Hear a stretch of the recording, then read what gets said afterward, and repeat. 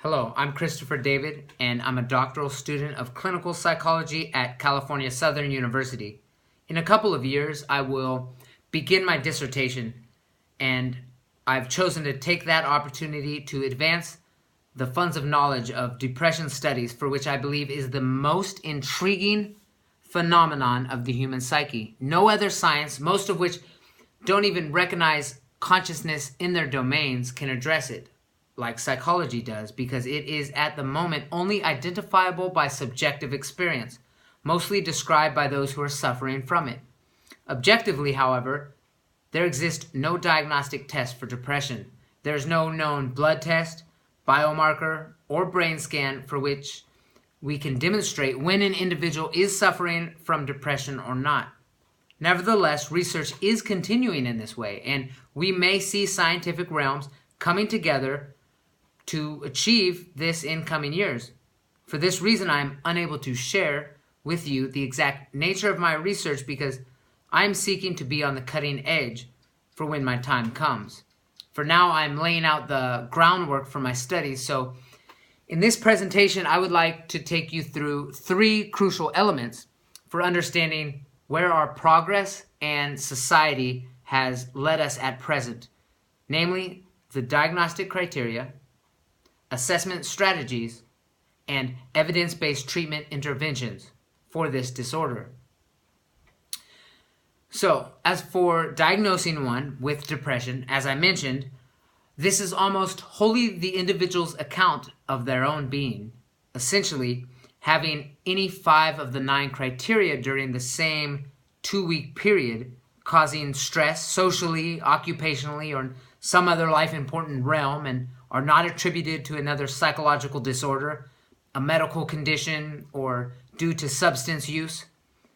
These criteria include prolonged mental suffering, diminished interest and pleasure, feelings of worthlessness, inability to concentrate, recurrent thoughts of death or suicidal ideation, significant weight loss, fatigue, irregular sleep patterns, or psychomotor agitation.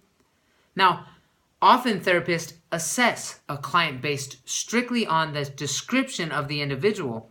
However, certain criteria such as diminished interest or pleasure, psychomotor agitation, or inability to concentrate could be observed by others, yet it is still a subjective account, just from another mind.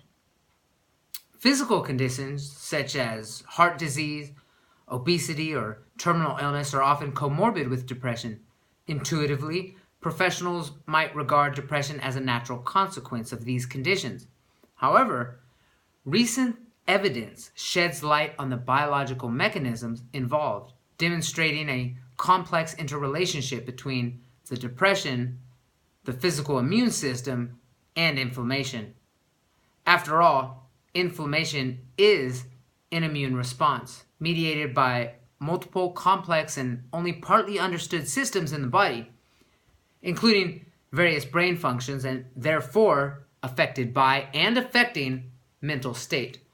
The presence of inflammation, as with other symptoms of depression, can in turn cause sickness behavior, including reduced pleasure, social withdrawal, and other depressive symptoms.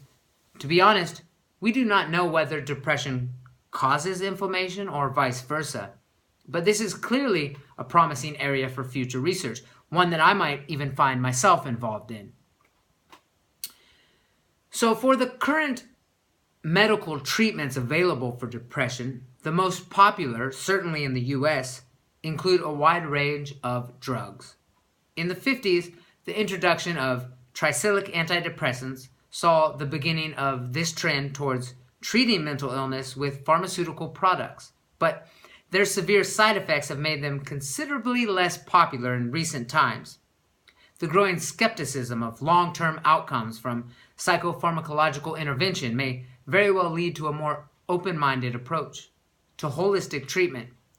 For depression, these include various forms of physical exercise, yoga, talking therapies, which include cognitive behavioral therapies, whole food plant-based diets, and other nutritional interventions, including fasting, massage, acupuncture, therapies based on mindfulness, and other traditional meditation methods.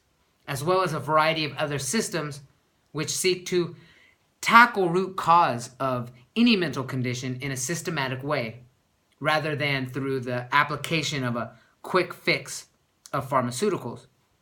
It is then with a practice of open-hearted and open-minded awareness, diligence, and strict honesty that modern researchers can best address these issues.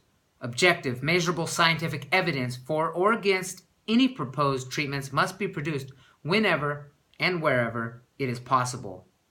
Anecdotal case studies of subjective experiences also form a valid part of the scientific literature, especially where they do not conflict with objective external measurements. This is an exciting time to be involved in research in both traditional and non-traditional therapies for depression and any mental health issue.